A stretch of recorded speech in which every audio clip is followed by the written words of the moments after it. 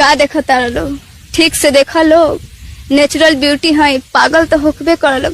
बात करिए वजह से कमा से काहेंगे देखल सर गुरुकुल तो रोशियन फेल बनी बा हमरा में रोशियन ना लगे, हम natural beauty.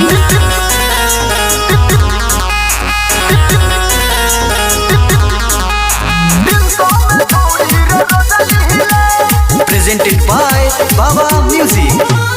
Music by Jaideep Mahi. बनता तारे छौड़ी बड़ा का पवितरी केला के गेल हमारा तारे तू भीतरी।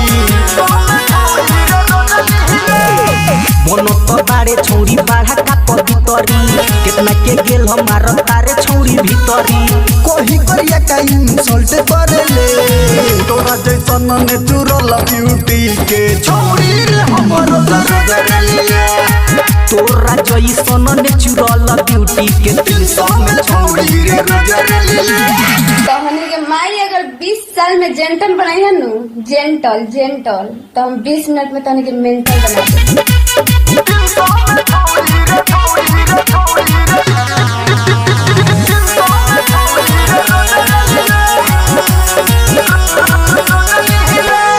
ऊपर पहाड़ तोरा नीचे बखाई भीतरी तोरा समुंदर बा।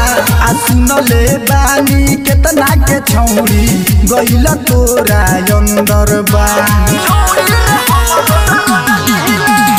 ऊपर पहाड़ तोरा नीचे बखाई भीतरी बड़की समुंदर बा।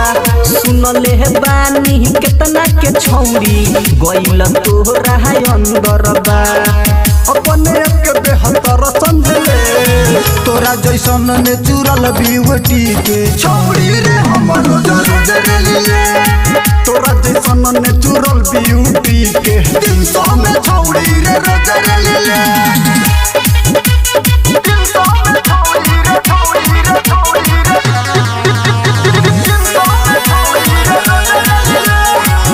करिया ना तोहनी के लगे दिमाग रहेला ना खूबसूरती रहेला। भगवान तोहनी के साथ इतना अन्याय काहे कइलो? सुबरा न सुबरा प्रियंका रे चुपड़ा लागत कोनो तो केतना बा। लागत मुहवा पर थोपल रे छौड़ी मेकअप तोरा हाताना बा।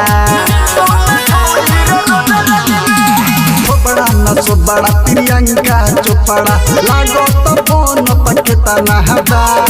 लागत मुहवा पर टोपल रे छौड़ी मेकअप तोहरा केतना बा। तोर छौड़ी एतना तू बनले तोरा जैसन नेचुरल ब्यूटी के छौड़ी रे हमरो जरेले। तोरा जैसन नेचुरल ब्यूटी के 300 में छौड़ी रे जरेले।